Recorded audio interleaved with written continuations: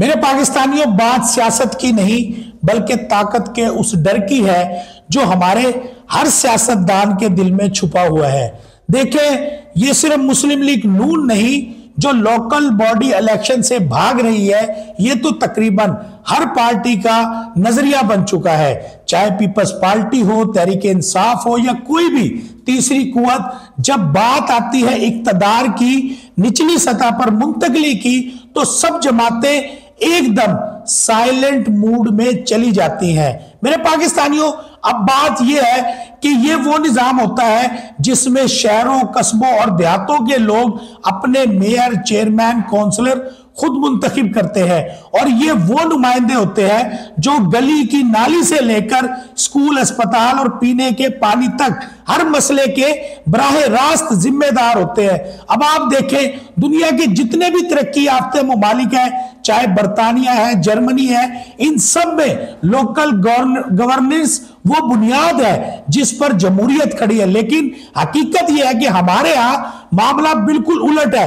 पाकिस्तान में जब भी कोई हुकूमत आती है, हर एक ने नारा लगाया कि हम अवाम को ताकत देंगे, मगर जैसे ही इक्तदार उनके हाथों में आता है, वो ताकत वापस ऊपर खींच ली जाती है। मेरे पाकिस्तानियों, आप याद करें, जनरल जिया के दौर में लोकल बॉडीज को पहली बार सियासी बुनियादों पर मुनज़्ज़म किया गया था।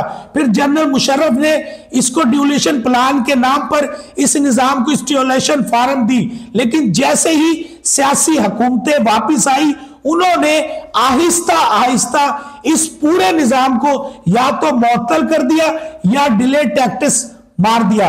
2019 में पीटीआई हुकूमत ने पूरे लोकल बॉडी ढांचे को मुअत्तल करके मुंतखब नुमाइंदों को डिस्क्वालीफाई कर दिया और सिस्टम एडमिनिस्ट्रेटर के हवाले कर दिया, यानी कि अवाम की मुंतखब क़यादत को खत्म करके सारा कंट्रोल ब्यूरोक्रेसी के हाथ में दे दिया। मेरे पाकिस्तानियों, अब सवाल यह पैदा होता है कि हम जो जमातें खुद को चैंपियंस ऑफ डेमोक्रेसी कहते हैं, वो इस सब से क्यों डरती है? मेरे पाकिस्तानियों, जवाब बिल्कुल सादा सा है कि ताकत जब नीचे जाए तो इख्तियारात को तकसीम करना पड़ता है, और हमारे सियासतदान ताकत को बांटना ही नहीं चाहते, सिर्फ रिटेन करना चाहते हैं। यही रवैया हम स्टूडेंट पॉलिटिक्स में भी देखते हैं। यूनिवर्सिटी में नौजवान अगर अपनी आवाज उठाए तो उन पर टेररिज्म चार्जेस लगा दिए जाते हैं, उन्हें एंटी स्टेट कहकर खामोश करा दिया जाता है, क्योंकि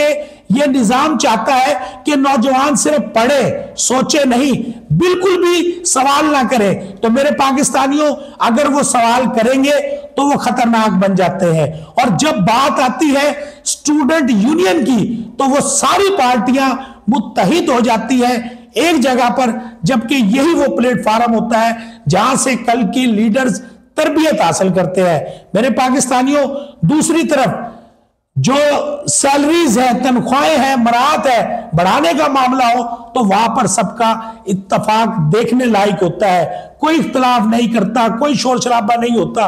और फिर लोकल बॉडीज की बात हो तो सब पर एक अजीब सा खामोशी तारी हो जाती है, और वहां पर तो किसी को जमहूरियत याद ही नहीं रहती, ना किसी को अवामी नुमाइंदगी का ख्याल रहता है। यही वजह है कि पाकिस्तान में जमहूरियत हमेशा हाफ कंप्लीट रही है। हमारे पास पार्लियामेंट है, असेंबलियां है, लेकिन वो निजाम नहीं है जो ताकत को वाकई पीपल्स लेवल तक पहुंचाए।